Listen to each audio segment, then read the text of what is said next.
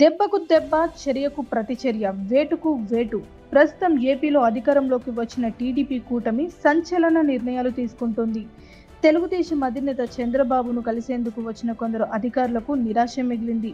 ఉండవల్లిలోని చంద్రబాబు నివాసం వద్దకు వచ్చిన ఇంటెలిజెన్స్ మాజీ చీఫ్ పిఎస్ఆర్ ఆంజనేయులును పోలీసులు అడ్డుకున్నారు. ఎన్నికల విధుల్లో అవకతవకలకు పాల్పడ్డారని పిఎస్ఆర్ ఆంజనేయులును ఈసీ తప్పించింది.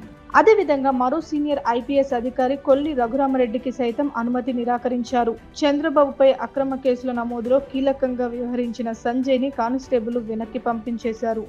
ఎన్నికల విధుల్లో అవకతవకలకు పాల్పడ్డారని పిఎస్ఆర్ ఆంజనేయులుని ఈసీ తప్పించింది. ఈసీ ఎన్నికల విధుల నుంచి తప్పించాక కూడా అనధికారికంగా కూడా వైఎస్ఆర్సీపీ కోసం ఆంజనేయులు పనిచేశారని ఆరోపణలు ఉన్నాయి. దీంతో ప్రధాన గేటు వద్దే కానిస్టేబుల్ పిఎస్ఆర్ ఆంజనేయులు కారు ఆపి లోనికి అనుమతి లేదని చెప్పారు.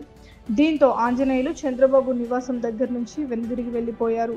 అదేవిధంగా మరో సీనియర్ ఐపీఎస్ అధికారి కొల్లి రఘురామరెడ్డికి సైతం అనుమతి నిరాకరించారు. నంద్యాలలో చంద్రబాబు అరెస్టు సమయంలో కొల్లి రఘురామరెడ్డి కీలకంగా వ్యవహరించారు. ఎన్ఎస్జీ నిబంధనలకు విరుద్ధంగా చంద్రబాబు నిద్రిస్తున్న బస్సు తలుపు డోరు కొల్లి రఘురామరెడ్డి కొట్టారు. అన్ని శాఖల నుంచి తప్పిస్తూ డీజీ ఆఫీస్లో రిపోర్ట్ చేయాలని ఆదేశాలు జారీ చేసింది.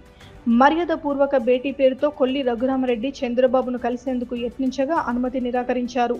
తెలుగుదేశం నేతలు కొల్లి రఘురామరెడ్డికి అనుమతి ఇచ్చే సమస్య లేదని తేల్చి చెప్పారు. వైఎస్ఆర్సీపీ ప్రభుత్వంలో ఆరోపణలు ఎదుర్కొన్నా అతిగా వ్యవహరించిన అధికారుల పట్ల చంద్రబాబు చాలా స్పష్టంగా ఉన్నారని తెలుగుదేశం నేతలు చెబుతున్నారు. ముందస్తు అనుమతి లేకుండా చంద్రబాబును కలిసేందుకు మరో సీనియర్ ఐపీఎస్ అధికారి సిఐడి చీఫ్ సంజయ్ యత్నించారు. కరకట్ట గేటు వద్దే సంజయ్ కార్ని ఆపిన కానిస్టేబుల్ వెనక్కి పంపేశారు. అయితే జగన్ అండ చూసుకొని అప్పట్లో రెచ్చిపోయిన ఈ ఇద్దరు అధికారులు ఇప్పుడు అపాయింట్మెంట్ అడిగితే చంద్రబాబు ఎలా ఇస్తారని ప్రశ్నిస్తున్నారు. అందుకే చంద్రబాబు నిరాకరించి ఉంటారని పేర్కొంటున్నారు. మొత్తానికి చంద్రబాబు తన మార్క్ పాలనను షురూ చేయడం, అధికారుల్లో భయం మొదలు కావడం గమనార్హం.